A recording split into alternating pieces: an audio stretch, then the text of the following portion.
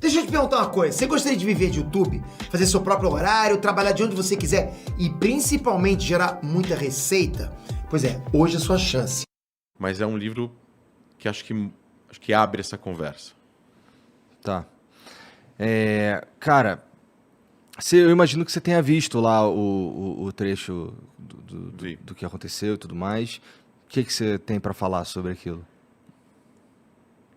Eu vou, para falar sobre isso, fazer uma breve leitura de um comentário. Tá. Na verdade, de um comentário não. Na verdade, tem um texto que chama O Paradoxo da Intolerância, que ele aparece na obra A Sociedade Aberta e Seus Inimigos, do livro do Karl Popper.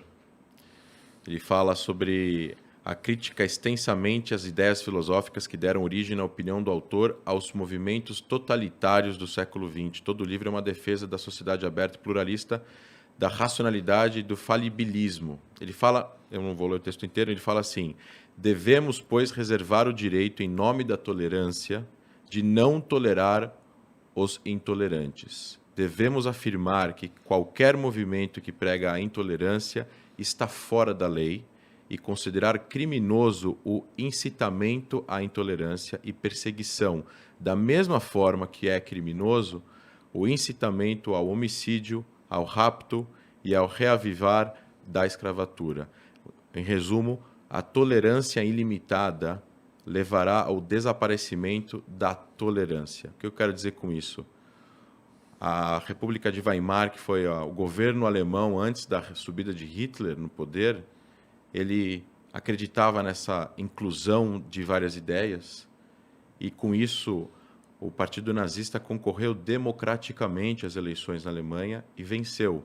E o primeiro ato deles foi acabar com toda a sociedade civil alemã, com todas as instituições democráticas e perpetuar o que eles perpetuaram na Segunda Guerra Mundial, com 50 milhões de mortos, com 6 milhões de judeus, com diversos centenas de milhares de várias outras minorias. Essa abertura que eles deram em nome desse debate de ideias, o outro lado não entende esse debate de ideias. O outro lado não está interessado em debater ideias, o outro lado está interessado em tomar o poder com golpe e impor a sua vontade, que no caso do nazismo especificamente, é voltado a uma ideologia radical, extremista, genocida, baseada em raça. Não só em raça, mas na ideia de um ser humano geneticamente melhor que o outro, já foi provado pela ciência que isso não existe. E para que a humanidade possa, entre aspas, sobreviver, como diz no livro Sapiens, de Yuval Harari, o escritor israelense premiado, eles acreditavam que eles estavam fazendo bem para o mundo, o nazista. E eles mataram pessoas que, independentemente da idade ou do sexo, eles acreditavam que eram seres inferiores. Esse tipo de debate, dentro de uma sociedade democrática, ele não pode ser permitido, porque você não tem como debater com aquele que, se subir no poder, vai matar você. Isso está fora do campo democrático das ideias. É como você colocar um partido que é uma organização criminosa, como o PCC, ou você colocar, ou como a gente imaginar agora, grupos terroristas concorrendo a eleições nos países que eles estão se alojando no Oriente Médio. Isso é ruim para a sociedade, é ruim para a humanidade e ruim para o futuro do mundo. E acho que no mundo que nós vivemos hoje em dia, com a polarização política, com um ano de eleição no Brasil, com crises humanitárias acontecendo pelo mundo, onde a gente está vendo cada vez mais o aumento do radicalismo, do preconceito, e eu acho que a gente não tem que normalizar isso, e não é só sobre o nazismo, né? Quando a gente escuta frases assim em diversos lugares da sociedade que tem uma voz que influenciam pessoas contra gays, contra negros, contra qualquer outra minoria que seja, a gente precisa consertar isso. Precisa haver redenção, precisa haver pedido de desculpas, retratações.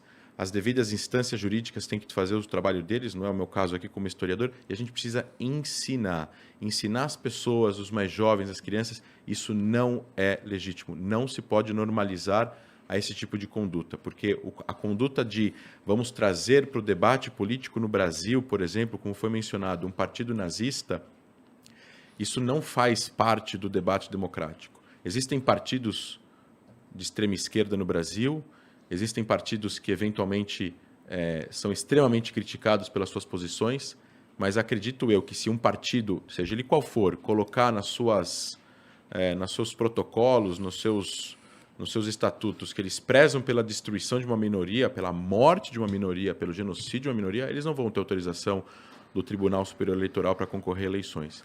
Então, não é comparável, né? Eu tenho sérias críticas a partidos extremistas, seja de um lado ou de outro, mas ainda assim, não é comparável. Para você colocar no campo das ideias o que a gente deseja para construir uma cidade mais democrática, mais livre, com liberdade de expressão, mas essa liberdade de expressão ela não pode ser incitação ao ódio, à violência, ao estupro, ao rapto, à volta da escravidão, num país que teve a maior quantidade de escravos importados da Europa, 3,5 milhões, 4,5 milhões de escravos, é mais do que todos os países da América juntos, mais que todos os países da América juntos. O Brasil importou 4,5 milhões de escravos e é o país que mais tempo teve escravidão e que foi o último a abolir a escravidão. A gente não pode normalizar com isso. A gente precisa educar as pessoas, combater esse tipo de o discurso que tenta normalizar. Não é ok, vamos trazer isso para o debate. Não, isso não é ok, não faz parte do debate. O debate, se a gente abre o debate, como ele falou no final, se a gente abre o debate ilimitado para a tolerância, a gente acaba com a tolerância, a gente acaba com a coexistência, a gente acaba fazendo com que essas pessoas intolerantes possam vir a dominar o poder e aí a gente vai acabar com a liberdade total que as pessoas têm. É que eu não sei muito o que falar nessa situação, porque eu não sou a favor de nada disso, né? Do nazismo e tal, essa parada, né? E eu peço desculpa, porque do jeito que eu falei lá, dá pra entender essa porra, né?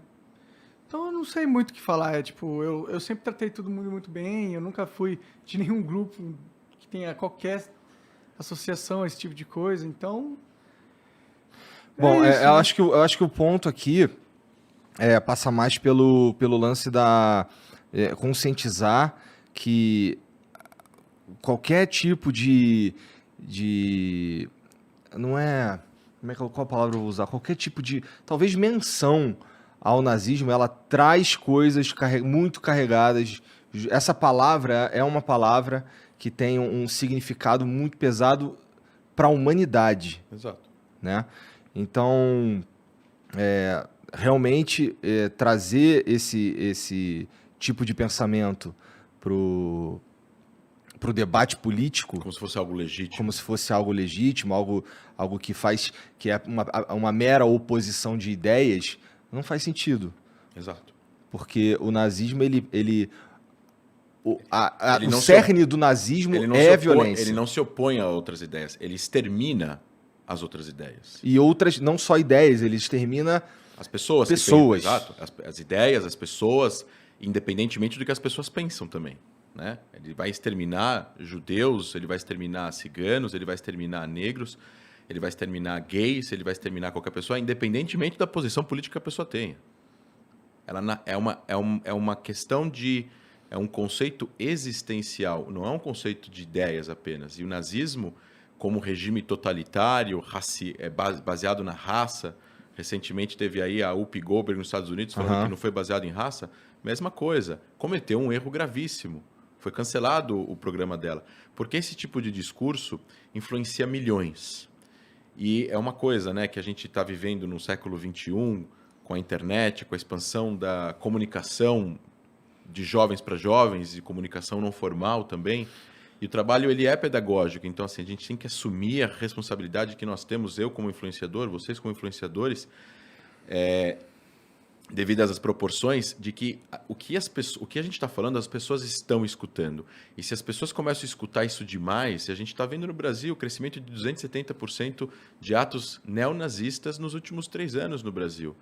Porque os discursos de pessoas, de líderes, de políticos, sejam eles influenciadores ou não, de vários partidos, não importa agora, vamos citar nomes, eles vão influenciar pessoas e essas pessoas vão... Esse tipo de discurso, ele cava, parece que ele encoraja, ele traz uma certa coragem, né, para as pessoas tirarem de dentro delas ideias que são completamente absurdas, totalitárias, radicais e perigosas para uma sociedade que quer viver em paz e harmonia.